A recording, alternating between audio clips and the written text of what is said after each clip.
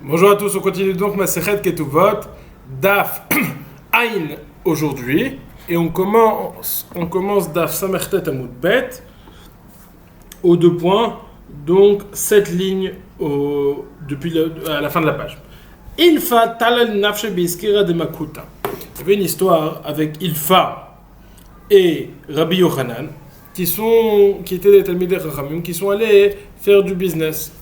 Puis bon, l'histoire on va pas, s'en veut que Ilfa est revenu, et ils ont nommé Rabbi Yochanan, qui n'était pas resté pour faire du business. Ils ont nommé Ilfa, et Ilfa a dit, mais moi aussi je suis un très grand Talmid Chacham.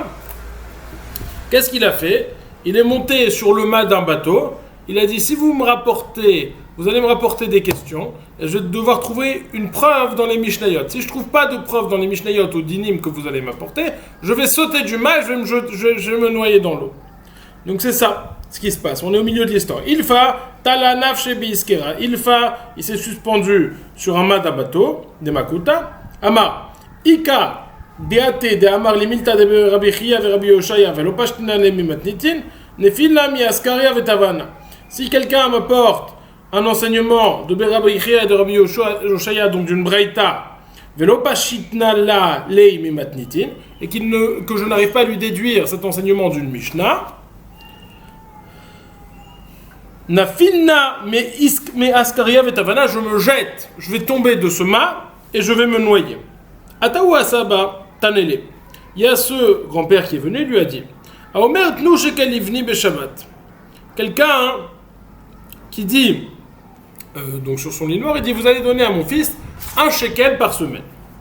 Verouin iten lehem sela, notnim lehem sela. Et on voit qu'après coup, en réalité, pour se nourrir par semaine, on a besoin de lui donner un sela, donc qui est la double quantité. Un shekel, c'est un demi-sela. Et donc un sela, c'est 2 shekels, on a besoin de lui donner le double. Mais quand bien même il aurait dit, donnez-lui que un shekel, donnez-lui un shekel, on va lui donner 2 shekels, un sela. Par contre, s'il a dit s'il a dit ne lui donnez qu'un seul shekel. Dans le premier cas, il a dit donnez-lui un shekel. Mais là, il a dit ne lui donnez qu'un seul shekel. On ne leur donnera qu'un seul shekel, quand bien même les prix auraient augmenté. Et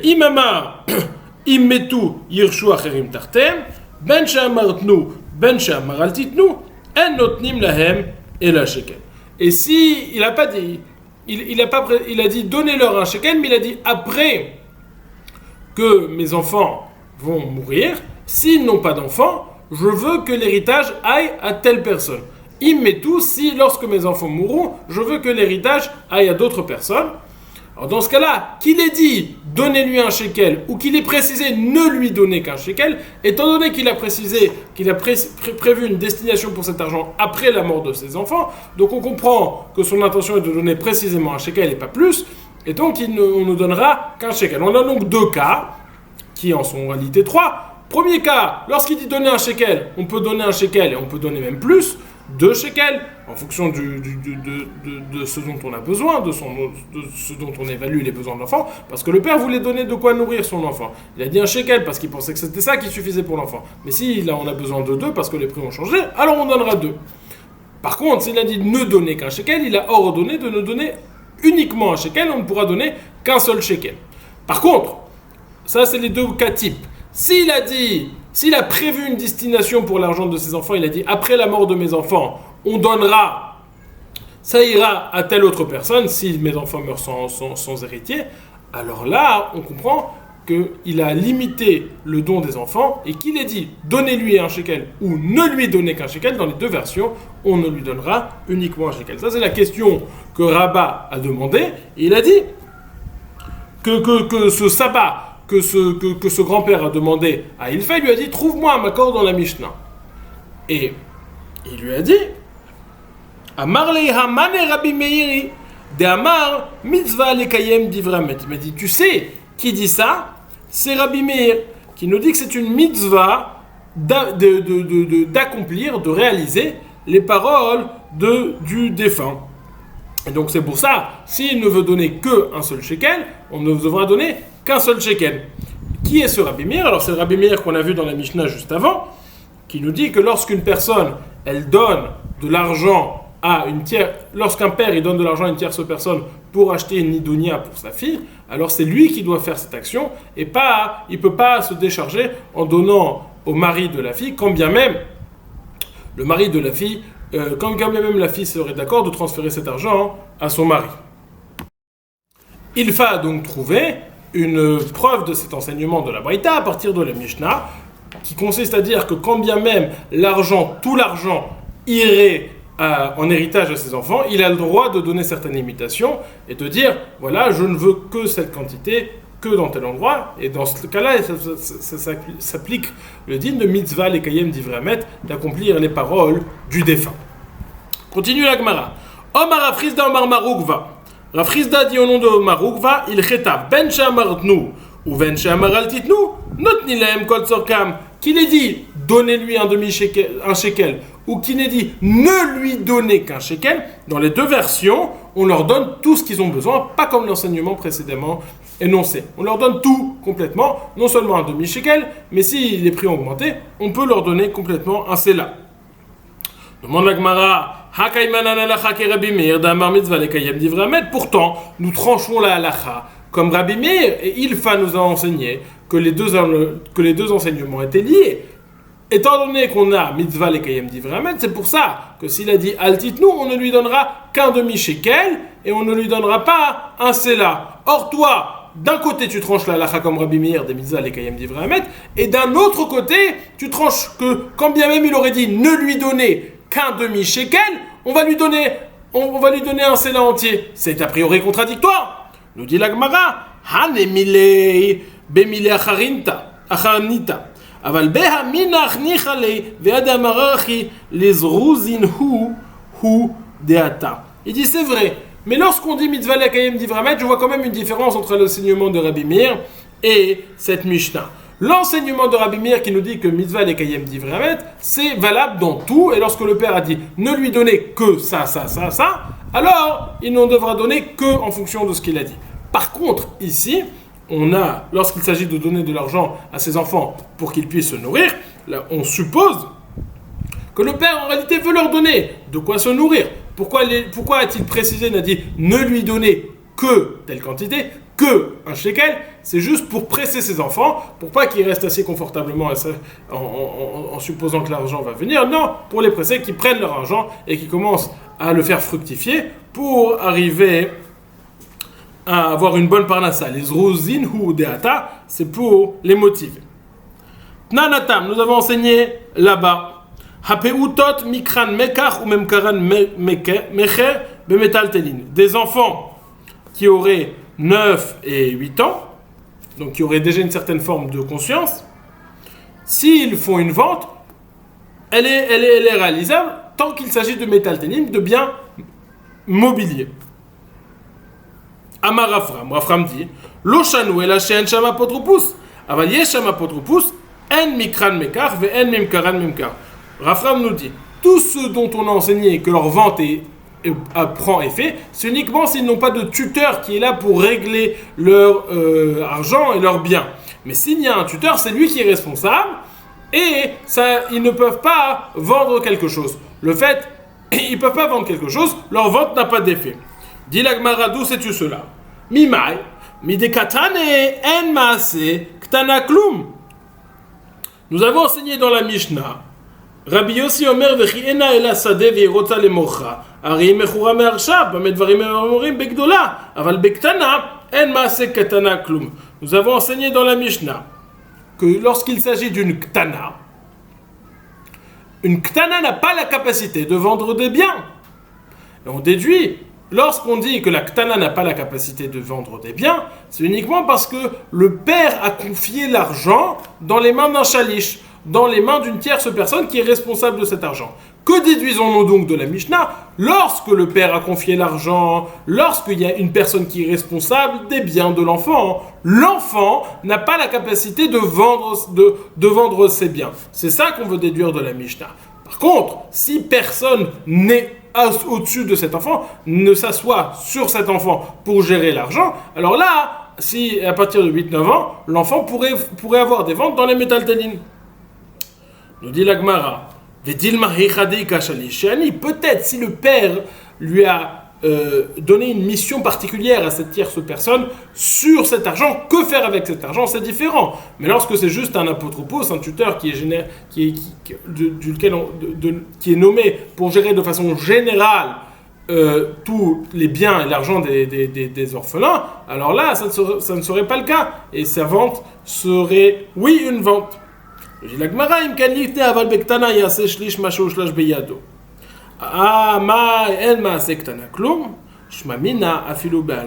si c'est ainsi, nous dit la Gemara, le terme de la Gemara n'est pas exact, le terme utilisé par la Mishnah n'est pas exact. La Gemara aurait dû dire dans une ketana, pour nous indiquer que sa vente n'en est pas une bonne, on aurait dû dire dans une ketana, dans un enfant qui est petite, le shalish, la tierce personne, devra faire ce qu'elle a été ordonnée de faire. Ce qui nous laisse bien entendre que le problème vient du fait qu'il y a quelqu'un auquel on a confié une mission de faire fructifier cet argent. C'est ça qui retire la possibilité à l'enfant de faire des kinyanim et des ventes qui prendront effet. Du fait que l'on n'a pas dit ça, mais on a dit en ma'aseh ktana klum, la ktana n'a aucune possibilité dans cela, on déduit donc que sa vente n'est pas du tout valable tant qu'il y a un apotropos, tant qu'il y a quelqu'un, non seulement s'il y a un shalish, mais même s'il y a un apotropos, un tuteur qui est responsable des biens, sa vente n'est pas bonne. Qu'avons-nous appris en tout cas? Qu'un enfant, combien même aurait-il moins de 13 ans, s'il a 8-9 ans, il peut effectuer des ventes sur des biens métaltéline, sur des biens mobiliers, tant qu'il n'y a pas d'apotropos. S'il y a un apotropos, c'est lui qui est responsable et la vente de l'enfant n'en est pas une. Quel est le din que nous avons vu avant? Nous avons vu, encore une fois, le din de mitzvah lekayem divramet. On a vu qu'on tranchait la halakha de Rabbi Meir, que mitzvah lekayem divramet, et que ça ne s'appliquait pas forcément à toutes les situations, ça dépendait de la compréhension qu'on avait de l'intention du père. Adran alach metziat yesha. On reviendra vers toi, le Perek Metziat Yesha, Perek Shishi de Masechet Ketubot. Baruch Hashem, on a fini ce Perek et on commence tout de suite. Le Perek Shevi'i, Perek Hamadir. Dans le Perek, dans une relation de couple, on a déjà mentionné qu'il y a des choses que, dans une relation normale, si l'homme décide de divorcer, il doit payer la Ktuba. Mais de façon générale, c'est lui qui décide quand est-ce qu'on donne la Ktuba. Sauf si lui crée une situation qui n'est pas vivable, qui n'est pas possible. Ce n'est pas possible de continuer la zougiout, le couple, ce n'est pas possible de continuer ce mariage, et c'est de sa faute. Si c'est de sa faute, il a l'obligation de divorcer et de donner la ktuba. Non seulement on va le forcer à divorcer, et il devra donner la ktuba parce que ce mariage n'est plus possible par sa faute. On a vu plus haut qu'il pouvait avoir le même cas par la faute de la femme. Si la femme faisait des actions où ça n'était plus possible de continuer le mariage, il avait le droit de la divorcer sans lui donner la ktuba. Maintenant, on va voir des dinim où lorsque lui fait des choses qui ne permettent pas la bonne continuité de ce mariage, il devra divorcer en donnant la ktuba. Quels sont ces cas? Il y a 3 cas dans la Mishnah qui vont être proposés. Premier cas numéro 1, s'il fait un vœu, il interdit à sa femme de profiter de tous ses biens. Cas numéro 1. Cas numéro 2, s'il interdit à sa femme de goûter une sorte de fruit. Cas numéro 3, s'il interdit à sa femme de se parfumer. Ok? On va voir avec des petites variations. Ça, c'est des dîners. Deuxième paramètre qu'il faut connaître et qu'il faut comprendre, c'est qu'il y a un din dans une femme d'un Kohen. Un mariage entre un Kohen. Un Kohen n'a pas le droit de se marier avec une femme qui est divorcée. C'est pour cela qu'on va être plus prudent lorsqu'il s'agit d'une femme qui est mariée avec un Kohen d'annoncer le divorce. On va être plus prudent car en effet on sait que s'ils vont en venir à regretter, ils vont plus pouvoir se marier parce qu'une fois divorcé, le Kohen ne se pourra plus se remarier avec cette femme qui a maintenant le statut divorcé. Donc on va avoir l'opinion de Rabbi Yehuda qui nous dit avec le Kohen, on est plus patient. Si par exemple avec un Israël dans un mariage normal, on va dire plus d'1 mois, c'est trop. Le Kohen, on va attendre un petit peu plus. Jusqu'à 2 mois. Au bout de 2 mois, ça sera trop. Voyons voir maintenant dans les mots. Hamadi retishto minye notlo at shoshim yom yamit parnas yeter mikan yotzi viten tuba. quelqu'un qui fait un éder sur sa femme et qui l'interdit à elle d'avoir un quelconque profit de ses biens et de lui-même. Que doit-il faire? Jusqu'à 30 jours, il va nommer quelqu'un qui va être responsable de le nourrir. La Gemara va voir pourquoi est-ce que ça ne s'appelle pas transgresser le neder, mais il va mettre quelqu'un qui est responsable de nourrir sa femme. Après 30 jours, il devra divorcer, Yotzi viten tuba, en donnant la tuba.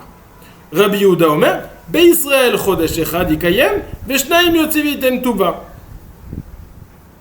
Rabbi Yehuda nous dit, si c'est une femme qui est mariée avec un Israël, un mois, il a le droit de rester marié avec elle, mais au bout de 2 mois, Yotzi viten tuba, il devra divorcer. Le Rashba dit, c'est quoi 1 mois, 2 mois il explique, 1 mois, il reste marié avec elle, plus de cela, c'est ce à quoi correspond le terme de 2, plus d'un mois, il devra divorcer et donner la ktuba. Bekohenet, lorsqu'il s'agit d'une femme qui est mariée avec un Kohen, Shnaim yekayem, veshlosha yotzi viten tuba, comme on a expliqué plus haut, une Kohenet, on va être plus lent à donner le divorce parce que ça peut avoir des conséquences néfastes s'il regrette après coup. Donc on va pas dire 1 mois, mais on va dire 2 mois. Shnaim yekayem, 2 mois, il va rester marié avec elle, même dans ces conditions. Plus de cela, donc 3 mois, Yotzi viten tuba, il devra divorcer, donner la tuba. Ça, c'est le cas numéro 1. Cas numéro 2. Hamadir et tishto shelotit om achad mikol aporot. Quelqu'un qui fait un éder, qui fait un vœu, qui interdit à sa femme de goûter une sorte de fruit, une espèce de fruit. Yotzi viten tuba, il devra divorcer tout de suite. Rabbi Yehuda Omer, Be'Israël yom echad yikayem shnaim Yotzi viten tuba. S'il s'agit d'une femme qui est mariée avec un Israël, au bout d'un mois, un jour, il ne pourra pas rester marié avec elle. Au bout de 2, il devra divorcer. S'il s'agit d'un Kohen, 2 jours, il restera marié avec elle. Au bout de 3, il devra divorcer en payant la ktuba. Cas numéro 3. Un homme qui ferait un vœu où il interdirait sa femme de profiter d'une sorte de parfum d'ornement. Yotzi viten tuba, il devra divorcer tout de suite. Rabbi Yossi Omer, be'aniyut shelo natan kitzva, ou be'ashirut shloshim yom. Rabbi Yossi Omer, quand est-ce que ce vœu l'interdit? S'il s'agit d'une femme pauvre qui a donc moins l'habitude de se parfumer, alors c'est uniquement s'il est interdit de façon définitive. Il a dit à partir de maintenant c'est interdit. Tandis que be'ashirut, une femme qui est riche, shloshim yom, s'il est interdit pendant 30 jours, c'est bon. Plus de 30 jours, là ça commence à devenir interdit. La Gemara va reprendre le premier din que l'on a enseigné. Quel était le premier din dans la Mishnah? Rappelons-le, on avait 3 cas. Si lui a fait un vœu l'interdisant de profiter d'aucun de ses biens à lui, s'il a fait un vœu l'interdisant sur une espèce de fruit, ou s'il a fait un vœu l'interdisant sur une espèce de parfum. Donc le premier cas, il a fait un vœu qui est en résultat de ce vœu, elle n'a pas le droit de profiter de tous ses biens. C'est problématique. Pourquoi? Parce que l'homme a l'obligation de nourrir sa femme. Donc on a une question, comment est-ce qu'il peut faire un vœu qui interdirait sa femme de profiter de ses biens? En effet, nous savons que on ne peut pas interdire quelque chose qui ne m'appartient pas réellement. Pour interdire quelque chose, il faut que la chose m'appartienne pour que je puisse l'interdire à autrui. Or, cette chose-là, d'une certaine façon, ne m'appartient pas puisque je suis obligé de le donner à ma femme. Ça va donc s'interroger la Gemara, comment est-ce que je vais pouvoir interdire à ma femme de profiter de biens qui ne m'appartiennent pas réellement, moi-même étant obligé de lui donner? Devant la Gemara, avec Evan de Meshoubad là, étant donné que moi, je suis chayav, je suis obligé de lui donner ses biens pour la nourrir, et là, comment est-ce que je peux l'interdire? Kol kamine de mafkele shiboudé. Est-ce qu'avec ce neder, je peux me sortir de mes obligations, de mes chiyuvim, de mon shiboud? Vatnan, pourtant nous avons enseigné dans une Mishnah, on va apporter une Mishnah qui va illustrer le principe qu'on ne peut pas faire de neder sur quelque chose que je suis obligé, dans l'autre sens. En effet, la femme est obligée de donner ses maaseh yadayim à son mari. Et on va voir si la femme a interdit ses maaseh yadayim, elle a voulu interdire ses maaseh yadayim à son mari, ça ne marche pas parce que ses maaseh yadayim appartiennent déjà à son mari. C'est une Mishnah qu'on a déjà citée plusieurs fois. Maintenant, on enseigne dans une Mishnah. Konem she'eni oseh leficha, eno tzarich lehafer. Si elle fait un éder qu'elle ne va pas donner les maaseh yadayim à son mari, elle n'est pas le mari n'a pas annulé ce vœu parce que ce vœu ne peut prendre effet, étant elle-même obligée de le donner à son mari. Alma nous dit la Gemara kevan de meshabd alei lav kol kamine de mafkale le shibude chenami kevan de meshubad la lav kol kamine de mafkale le shibude. Je déduis de là, étant donné qu'elle est obligée de donner cela à son mari, le neder ne peut pas prendre effet. De la même façon, étant donné que lui est obligé de donner ça à sa femme, la nourriture à sa femme, il ne peut pas l'interdire. Et là, nous dit la Gemara, mitor shiachol lomar la tseima seyadair bimzonotayir naase keomer la tseima seyadair bimzonotayir. Nous dit la Gemara, tu sais pourquoi est-ce que ça marche? Parce qu'en réalité, il n'est pas réellement Meshoubad, il n'est pas réellement obligé de lui donner. C'est vrai, de façon normale, il est obligé de lui donner à nourrir. Mais il peut lui dire, toi, tu prends mes seyadaim, tu les gardes pour toi, au lieu de me les donner et que moi je te donne les maisonnotes, toi, les maseyadaim, tu les gardes pour toi, les maisonnotes, je les garde pour moi, et je n'ai rien à te donner. Étant donné que j'ai cette possibilité, nous dit la Gemara, lorsque j'interdis mes biens à elle, c'est comme si je lui avais dit, on fait une séparation des biens, toi tu gardes ce que tu fais, et moi je garde ce que je fais, et donc de cette façon-là, je peux interdire mes biens à elle, parce que j'ai enlevé sur moi cette obligation. Je n'ai plus cette obligation.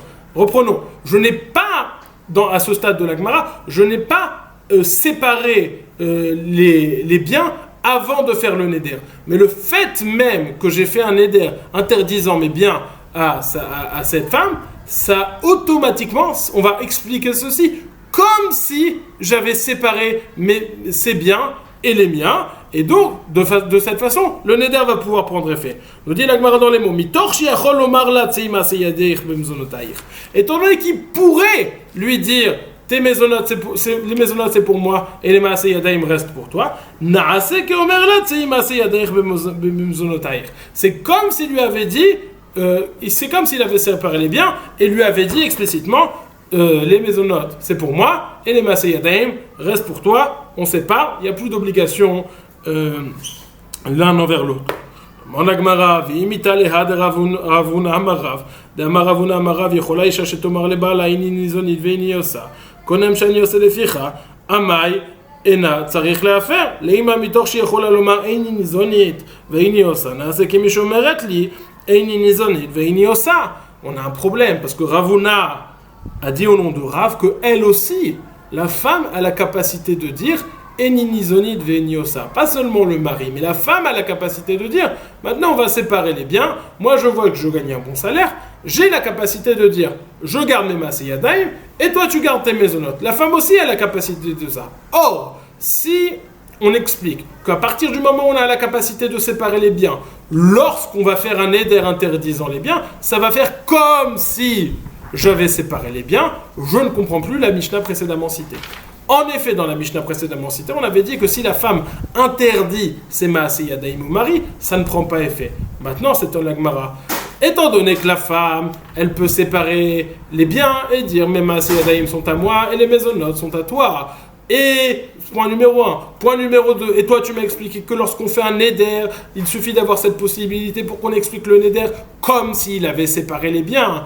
Alors pourquoi, lorsque elle fait un neder, ça ne prend pas effet? Lorsqu'elle dit konem she'ani ose leficha, j'interdis ce que je fais, mes maaseyadaim, à toi, ça devrait s'expliquer aussi. Étant donné qu'elle peut séparer les biens, expliquons cela comme si elle avait fait une séparation des biens, et de ce fait, son éder va pouvoir prendre effet sur ses maaseyadaim, et ça va les interdire au mari. Pourquoi la Mishnah nous a dit plus haut que le neder ne prend pas effet?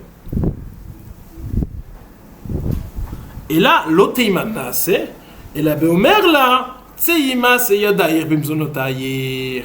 Il dit c'est vrai. Le simple fait d'avoir la possibilité de séparer les biens et le fait de faire le neder après, ça ne va pas pouvoir, le neder ne va pas automatiquement créer cette séparation des biens. C'est vrai. Et c'est pour ça que dans notre Mishnah, le neder ne prend pas effet, parce qu'on parle dans un cas où elle n'a pas séparé les biens. Ah, pourquoi dans notre Mishnah ça peut marcher? Parce que on ne parle pas dans un cas où il n'a fait que le neder, mais il a effectivement, activement, il a séparé les biens. Il a dit, toi, toi tu gardes tes Maaseh Yadayim et moi je garde les Mezonot. Et après, il a fait le Neder. Il a dit, toi tu gardes tes Maaseh Yadayim, moi je garde les Mezonot. Une fois que j'ai fait ça, il fait le Neder d'interdire tous mes biens sur la femme. Et donc là, on comprend pourquoi le Neder va pouvoir prendre effet, étant donné qu'il n'a plus cette obligation. Problème. S'il n'a plus cette obligation, demande la Gemara, pourquoi est-ce que la Mishnah nous dit qu'il doit divorcer? Tout le problème, pourquoi il doit divorcer, c'est parce qu'il doit donner de l'argent à sa femme, et sa famille, elle ne reçoit pas cet argent parce qu'il y a le Neder qui va être hal. Donc, en réalité, on est dans une boucle. Pourquoi il doit divorcer? Parce qu'il a l'obligation de lui donner de la nourriture. Mais pourquoi le Neder est hal? Pourquoi le Neder peut prendre effet? Parce qu'il n'a pas cette obligation. Donc c'est problématique, on est tiré des deux côtés. Comment est-ce qu'on va résoudre ce problème? Le simple fait de dire qu'il n'est pas chayav, ça ne va pas suffire à expliquer la Mishnah. Yahi, Parnas Lamali. Dans les mots. Et là, le Teima Naase, et la Beomer la Teima Seyader, même Zonotaïr. Ne dit pas que le fait qu'il fasse le Neder, c'est comme s'il l'avait fait, mais il le dit effectivement, il dit Teima Seyader, même Zonotaïr, activement, il sait parler bien. Demande la Gemara, Hihachi, Parnas Lamale. Si je dis qu'il a séparé les biens, pourquoi est-ce qu'il a l'obligation de donner à sa femme, de nourrir sa femme? Réponse, Bedelo Sapka. C'est vrai qu'il dit qu'il a séparé les biens, mais elle ne produit pas assez. Elle ne fait pas assez dans ses Maaseh Yadayim pour avoir de quoi subsister et de quoi subvenir à ses besoins. Dans quel cas, nous dit la Gemara, mais quand bien même il aurait voulu séparer les biens, si elle n'arrive pas à produire assez, retombe l'obligation sur lui de la nourrir. Demande la Gemara, va tout de suite demander à la Gemara. Bon, alors on est revenu au point de départ. S'il est toujours chayav, alors le nez dérivé par hal, ça sert à quoi? Tout ce qu'on a dit plus haut. Ibedolo sapka adrakouchel et dourte. Si elle n'arrive pas à se nourrir, et donc c'est lui qui est chayav, on retourne à la question de base. Elle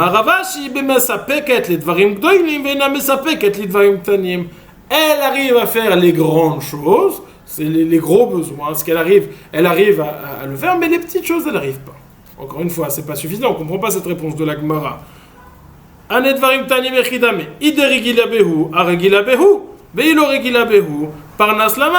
Encore une fois, si elle a l'habitude, si c'est quelque chose qui lui revient, ces petites choses, parce qu'elle avait l'habitude, elle a cette habitude de recevoir même ces petites choses, même ces finesses, alors il a l'obligation de lui donner. Et donc il y a ces problèmes. Si elle n'a pas l'habitude, alors il n'a pas l'obligation. Donc encore une fois, je reprends le problème. Si le neder prend effet, ça veut dire qu'il n'est pas obligé de lui donner.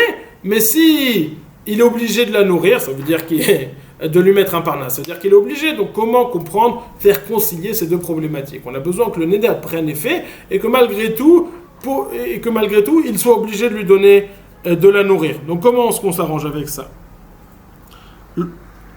La réponse de la Gemara, le tzricha de regila beveinasha, vekamegalgela behadie, d'amre leadaidna de lo adartan galgilna behadach, ashta de adartan lo matzina de igalgal behadach. En réalité, on va trouver un cas. La réponse de la Gemara, c'est on va trouver un cas pour que au moment du neder, au moment où ça t'est interdit, le mari n'était pas obligé de la nourrir. Et après le neder, le mari va être obligé de la nourrir. Donc c'est comme ça qu'on va arriver à cette problématique d'avoir et être en même temps obligé et en même temps pas obligé. C'est qu'au moment du neder, il n'était pas obligé, donc le neder peut prendre effet. Et juste après le neder, il va devenir obligé, donc ça va créer le problème. De quoi s'agit-il? C'est ces dvarim aktanim dont on a parlé plus haut, ces finesses. Quelle était la réponse de la Gemara? Qu'est-ce que la Gemara voulait dire par ces finesses? C'est des petites choses fines qu'elle avait l'habitude de prendre quand elle était chez ses parents, qui était une maison très fine, avec beaucoup de finesse et de délicatesse. Mais bon, elle a trouvé son mari et elle s'est dit, moi avec mon mari, je vais être heureuse, j'ai pas besoin de toutes ces finesses, c'est pas grave. Je laisse tomber, je laisse de côté toutes ces finesses. Tant que je suis avec mon mari, tout va bien, j'ai pas besoin de cette varim aktanim. Que se passe-t-il maintenant? Il dit, je fais un éder, on n'est plus ensemble, t'as plus le droit de profiter de moi. Il dit quoi? Maintenant, j'ai plus le droit d'être avec mon mari, donc je reçois plus cette compensation de finesse avec le fait d'être avec mon mari. Donc ça y est, maintenant, le chiyuv de base revient et il a l'obligation de me donner ses finesses. Cette varim ktanim. En d'autres termes, au moment, tant qu'elle est avec son mari, elle n'a pas besoin de ses finesses, et le mari n'a pas l'obligation de lui donner. C'est pour ça que le neder prend effet. À partir du moment où il fait le neder entraîne le fait qu'ils doivent lui donner parce que parce qu'elle n'est plus mévater, elle, puisqu'elle n'est plus avec son mari. C'est comme ça qu'on résout la contradiction de la Gemara, la contradiction apparente de la Mishnah. Demande la Gemara ou Maishna Shloshim Yom. D'accord. Alors lui, il n'a pas le droit de rester. Elle est interdite. Le neder prend effet. Elle ne peut pas profiter de son mari. Il faut bien qu'elle mange. Et donc on dit, on met un parnasse, on met un intermédiaire qui va la nourrir pendant 30 jours. Demande la Gemara, si l'intermédiaire la nourrit, tout va bien. Pourquoi 30 jours? Pourquoi après 30 jours, c'est pas bien? Il a qu'à la nourrir toute la vie. Pourquoi est-ce qu'on s'arrête après 30 jours?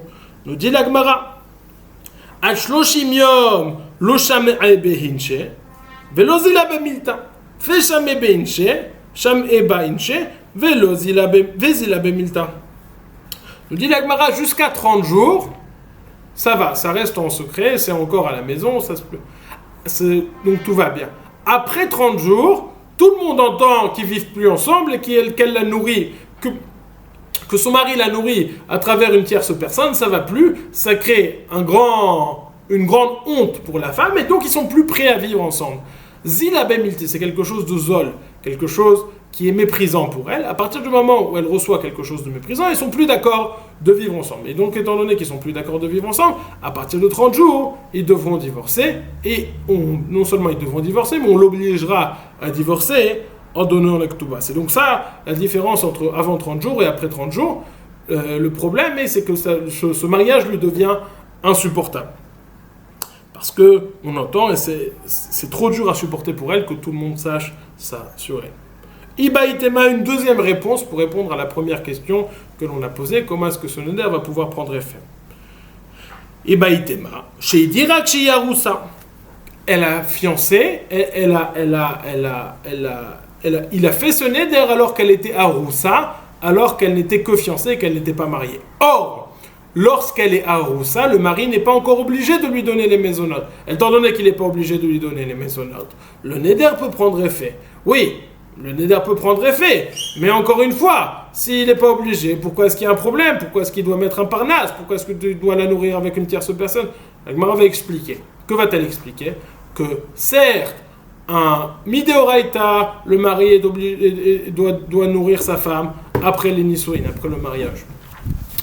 Mais dans une aroussa, il n'est pas obligé de la nourrir. Sauf, comme on a mentionné dans une Mishnah plus haut, s'il s'est passé 12 mois depuis le moment des fiançailles jusqu'à la date présente. Après 12 mois de fiançailles, le mari est obligé de nourrir sa femme midérabanan. Il est obligé de la nourrir midérabanan. Étant donné que ce n'est qu'une obligation midérabanan, le neder qui est un interdit midoraïta peut prendre effet sur ce midérabanan et obliger et interdire le mari. Donc là aussi, on va avoir cette confrontation entre l'obligation de nourrir sa femme et l'interdit qui peut prendre effet, l'interdit de ce neder qui peut prendre effet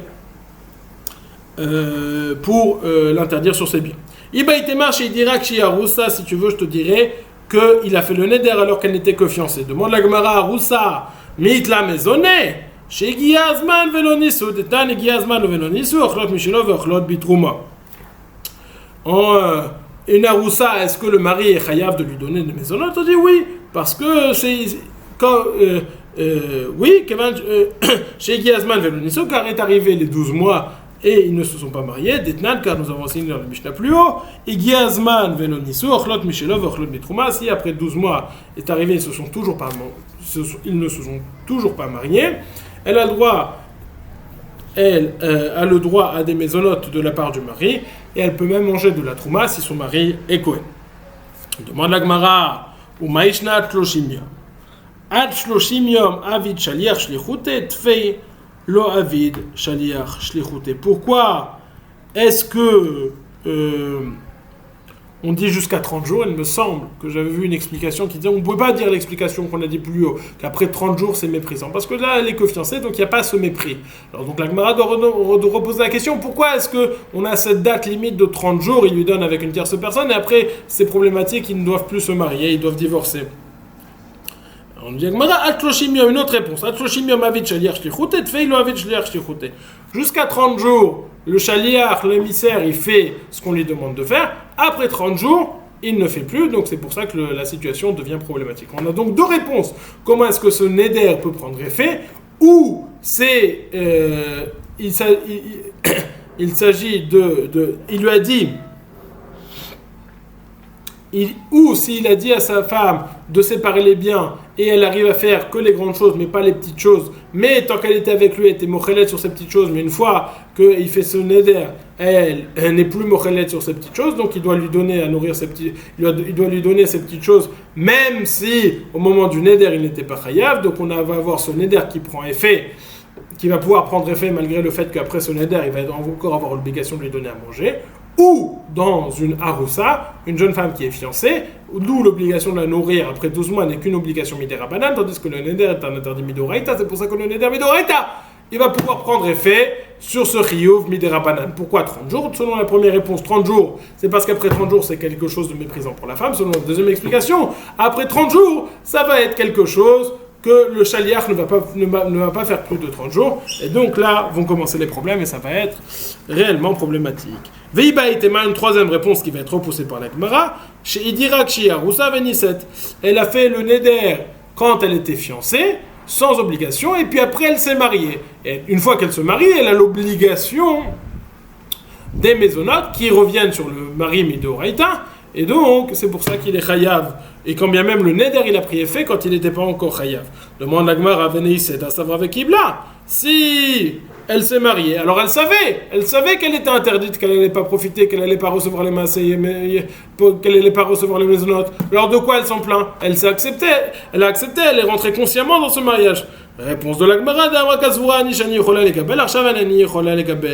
parce qu'elle pensait qu'elle allait pouvoir supporter cette situation. Maintenant elle dit non, je me rends compte que je ne peux pas supporter cette situation. Dit la Gemara,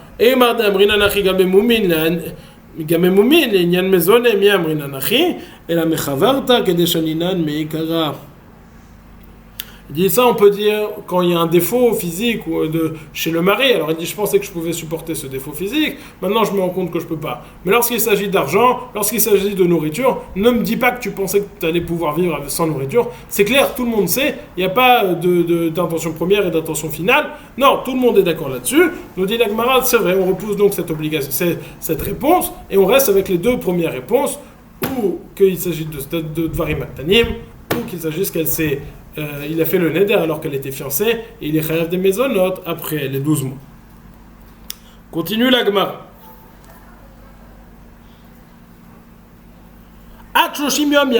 Donc on a donc répondu à la question comment est-ce qu'il peut faire en sorte que le neder, que ce vœu, cette interdiction prenne effet malgré le fait qu'il soit obligé a priori de la nourrir. Demande la Gemara, bon ok, maintenant le neder prend effet. Comment est-ce qu'il fait? Il va mettre un shaliach, un intermédiaire, un envoyé, et lui, il va lui donner à manger à sa femme. Demande la Gemara, mais bon, c'est comme si toi tu lui donnais. Si tu donnes à cet intermédiaire, que l'intermédiaire il donne à la femme. En réalité, c'est comme si toi tu lui avais donné. Donc on n'a rien gagné. Elle profite de toi, même si c'est pas ta main qui lui donne. Nous dit la Gemara, on va proposer des réponses. Demande la Gemara au Parnas, le Parnas il ne fait pas une mission du mari, et donc c'est comme si le mari lui donnait à manger. Il demande pas au chaliar d'aller le nourrir, il proclame toute personne qui donne à manger à ma femme, il va pas perdre de l'argent. Qu'est-ce qu'on voit? Je n'ai pas demandé à quelqu'un particulièrement d'aller donner d'aller dans le jeu. Toute personne qui donne à manger, il ne perdra pas. Sous-entendu, je vais lui payer. Mais je demandé à personne, donc lorsqu'il lui donne, c'est pas en mon nom. Demande la Gemara, s'il a dit ainsi, ça s'appelle toujours pas qu'il a nommé un chaliar, qu'il le fait l'action pour lui. Pourtant, nous avons enseigné au sujet des guitines. Au sujet des guitines, lorsqu'on envoie un guet lorsqu'un mari il envoie un guet à sa femme, ça doit être lui qui l'envoie. Ça ne peut pas être n'importe qui envoie son nom, c'est lui qui a commandité l'action. Ou c'est lui-même qui donne ce guet, ou il a nommé un chaliar. Mais si le guet prend effet, c'est que ça vient de lui, ou directement, ou par un chaliar. Et donc là, on va voir un cas où il va dire une expression qui ressemble à celle-là, c'est celle qu'on a citée plus haut, et on va voir que le get prend un effet. On va donc dire, lorsqu'on donne ce type d'expression, c'est comme si je l'avais nommé directement. On dit la Gemara Ve'atnan, pourtant nous avons enseigné dans une Mishnah, dans Gitin, Mishaya Mushlar Bebor Va'amar Kol Hashamea Kolo Yirtov Get Liishto. Areelu Yirtevu V'yitnu. Une personne qui était dans un puits. Il a dit, toute personne qui entend sa voix, il parle de sa voix lui, toute personne qui entend sa voix, il écrit un get et il va donner à sa femme, il va donner à ma femme. Quiconque entend ma voix, écrit un get et le donne à ma femme. C'est ça ce qu'il dit. Alors si quelqu'un entend ça, Arelu Yirtevu V'yitnu, ils peuvent écrire le get et donner à la femme. Que vois-je d'ici, nous dit la Gemara, que la personne qui a entendu Kol Hashamea Kolo Yirtevu V'yitnu, Yirtov Get Liishto, il a le droit d'écrire, donc il est nommé Shaliach. Donc cette expression de dire quiconque fait ci ne perd pas ou quiconque fait ci doit faire ça, c'est comme si je l'avais nommé Shaliach. Hachi Ashta. Hosom Ka'amar Yirtov Get. Ochok Mi Ka'amar Yazun. Kol Hazan Ka'amar. Il dit non, il y a une différence entre les deux cas. Dans le cas duquel on a voulu expliquer notre Mishnah, on a dit Kol Hazan. Tout quiconque nourrit ma femme ne perd pas. Tandis que là, il dit quiconque m'entend, écrive, qu'il écrive. Lorsqu'il dit qu'il écrive et qu'il donne le get à ma femme, c'est beaucoup plus précis. Il y a une notion d'ordre qui est donnée ici. Lorsqu'il dit, tandis que là, si quiconque nourrit ne perd pas, c'est beaucoup plus général. Donc on peut comprendre que cette expression de quiconque donne, quiconque nourrit ma femme ne perd pas, il n'y a pas de notion de shlichut. Tandis qu'il dit quiconque entend ma voix va donner un get, alors là il y aurait une notion de shlichut. Demande la Gemara, Ve'ama Rabbi Ami, Bedleika itiru lo yimar kol hamecha be'enu mafsid. Il y a un interdit d'éteindre le feu pendant Shabbat. Interdit numéro 1. Interdit numéro 2, Midera Banan, de demander à un goy de faire une melacha pour toi pendant Shabbat. Lorsque la maison, elle brûle, Chachamim ont compris que si on ne trouvait pas des permissions pour cette personne pour éteindre sa maison qui brûlait, étant donné qu'il a beaucoup d'argent à l'intérieur, si on ne lui trouve pas une permission, si on lui interdit tout, même Midera Banan, alors lui-même il va courir et il va éteindre la maison. Il va aller courir, il va aller éteindre la maison. Pour éviter qu'il transgresse le Issour de Oraïta, on va dire il a le droit de demander à un goy. Demander à un goy de façon particulière, nous dit la Gemara Bedleika Hitiru lomar kol hamecha be'enu mafsid. Au sujet d'un feu qui fait ravage pendant Shabbat, il a le droit de dire tout quiconque éteint ce feu ne perdra pas, sous-entendu je vais lui payer quelque chose. Et donc on voit, nous dit la Gemara, Bedleka le maotemai, maïlav le maoteki agavna. Cette permission qui a été donnée n'a été donnée qu'au sujet de l'interdit de dleka, de feu qui brûle pendant Shabbat. Mais dans notre cas, par exemple, un cas de Neder, c'est ça que la Mishnah voudrait sous-entendre. Lorsqu'on dit Kol hamecha be'enu mafsid, ça n'a été dit qu'au sujet de l'interdit d'éteindre du feu pendant Shabbat. Mais lorsqu'il s'agit chez nous de faire le Neder, ça s'appelle une réelle shlichut. Réponse de la Gemara. Lo, les maouté shari surim de Shabbat, lorsqu'on a parlé de la dleka précisément, c'était pour parler uniquement de l'interdit de Amiral et Nochi. Pardon, c'était uniquement pour parler de l'interdit de dleka, du feu qui brûle pendant Shabbat, comme on a expliqué, où l'homme, étant donné qu'il voit tout son argent qui part en fumée, si on ne lui trouve pas une permission dans les Issourim ni des Rabbanan, il va aller lui-même éteindre le feu. C'est pour ça qu'on va lui permettre. Mais dans les autres Issourim, où il n'a pas ce feu qui brûle en lui d'aller éteindre, alors on ne va pas interdire, et ça n'a rien à voir avec notre cas. En tout cas, on voit chez nous que Kol Hazan et no mafsid, s'il a dit quiconque nourrit ma femme ne perdra pas, c'est pas considéré comme s'il lui avait donné directement. Continue la Gemara. Meitiv Rabba objecte. Amudarano michavero ve'eno mayo yichol. Quelqu'un qui est quelqu'un qui n'a pas qui Reuven et Shimon, si Shimon a l'interdiction de profiter des biens par un vœu de Reuven, Shimon n'a pas le droit de profiter, ve'eno mayo yichol, et Shimon n'a pas de quoi manger. Yeler Reuven celui qui est interdit, il va aller chez le commerçant chez lequel il a l'habitude d'aller.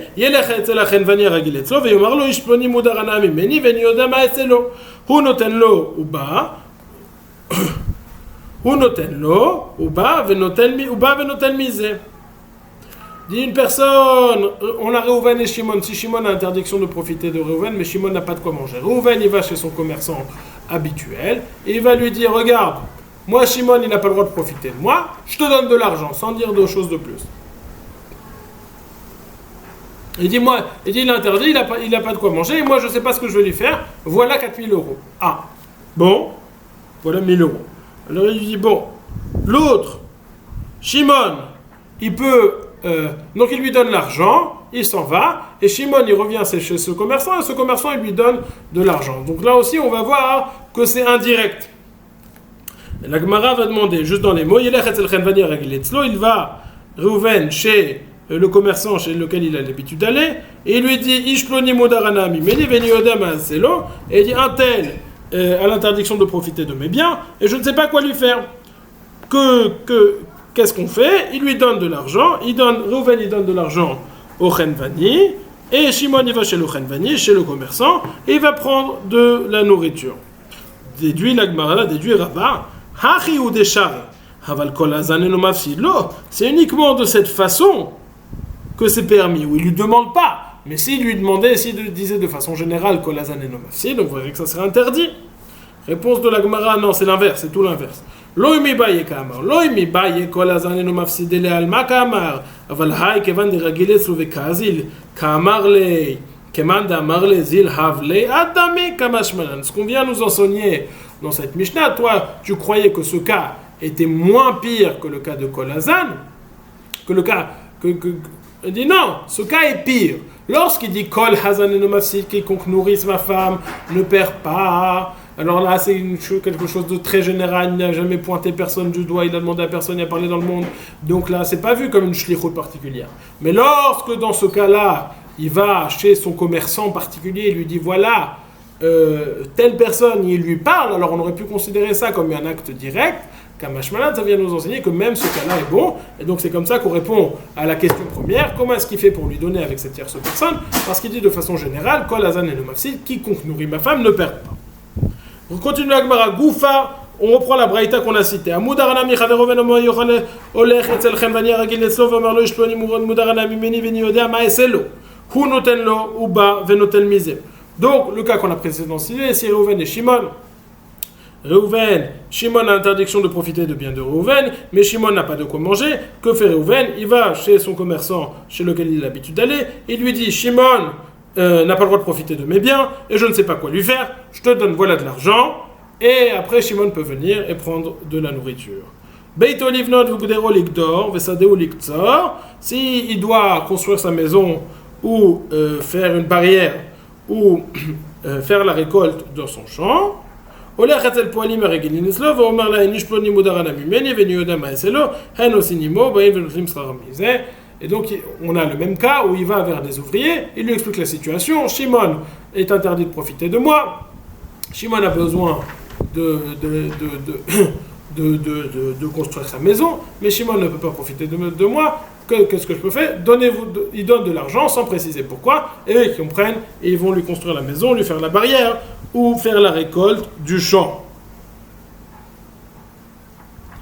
היו מהלכים בדרך ואין עמו מה יאכל, נותן לו לאחר לשום מתנה, והלא נוטל ואוכל ומותר. S'ils allaient en chemin et que donc cette personne n'a pas de quoi profiter, alors il donne de l'argent, il donne ce bien à une tierce personne, et cette tierce personne va donner ce bien à Shimon, donc ça fait un cercle, il ne lui a pas donné directement. ואם אין שם אחר, מניח על גבי הסלע או על גבי הגדר, ואומר הרי הם מופקרים לכל מי שיחפוץ, והלא נוטל ואוכל ומותר. Et s'ils sont que deux, alors il pose la nourriture ou l'argent sur une pierre et dit voilà, maintenant c'est Efker, n'importe qui peut venir le prendre, et comme ça c'est permis de prendre. Par contre, Rabbi Yossi n'est pas d'accord, lorsque c'est directement lorsqu'ils ont Efker, Rabbi Yossi il interdit. Amar Rava Maïtama de Rabbi Yossi, Rava nous dit quelle est la raison de Rabbi Yossi. Gzera Mishum Maaseh de Beit Horon, c'est une Gzera à cause d'une histoire qui a eu lieu à Beit Horon, où il y avait un problème entre un père et son fils, et le père n'avait pas le droit de profiter des biens du fils, et le fils, pour que son père puisse venir malgré tout au mariage, il a voulu rendre tout Efker en donnant ou tout donner à une autre personne, et ça s'est pas bien passé parce qu'il n'avait pas réellement l'intention de faire ça. Donc c'est un cas où ils n'avaient pas réellement l'intention de faire Efker. Lui aussi il dit à cause de ça on interdit lorsque c'est Efker direct. On a donc vu la Mishnah qui nous a parlé de ces trois cas, qui ne permettent pas la bonne continuité du mariage. Que ce soit que la femme ne puisse pas profiter de ses biens, cas numéro 1, que ce soit que la femme ne puisse pas goûter une espèce de fruit, cas numéro 2, que ce soit que la femme ne puisse pas se parfumer avec une espèce de parfum, cas numéro 3. La Gemara, pour l'instant on a vu le premier cas, un développement sur le premier cas, comment est-ce que ce neder peut être ral alors que le mari est obligé de faire ça. On avait vu deux réponses à ça, ou au moment du neder il n'était pas obligé parce qu'il lui avait laissé c'est Maaseh Yadayim, il avait séparé les biens, toi tu fais tes Maaseh Yadayim et moi je fais les maisonnotes, mais malgré tout, une fois qu'elle a fait le neder, il était de nouveau obligé de la nourrir parce qu'il s'agissait de Dvarim Tanim sur lequel elle avait été mochelet tant qu'elle était avec lui, ou cas numéro 2, elle a un chiyuv maisonot, il a un chiyuv maisonot que midera banan, et de ce fait, le neder il pourra prendre effet. Ça c'est numéro 1. Point numéro 1 que la Gemara avait travailler. Point numéro 2 que la Gemara a travaillé. Comment se fait-il qu'avec une tierce personne, ça ne s'appelle pas un neder, ça ne s'appelle pas donné directement, parce qu'avec une tierce personne, de la façon dont il a dit, ça ne s'appelle pas directement, lorsqu'il a dit Kol Hazan et Nomafsin, toute personne quiconque ne nourrit ma femme ne perd pas, et donc dans ces conditions-là, ça ne s'appelle pas nommer un shaliach directement. Bonne journée! Baruch Hashem, on a fini, et on a commencé le Perek Amani, le Perek Shevi, Daf Aïn. Bonne journée!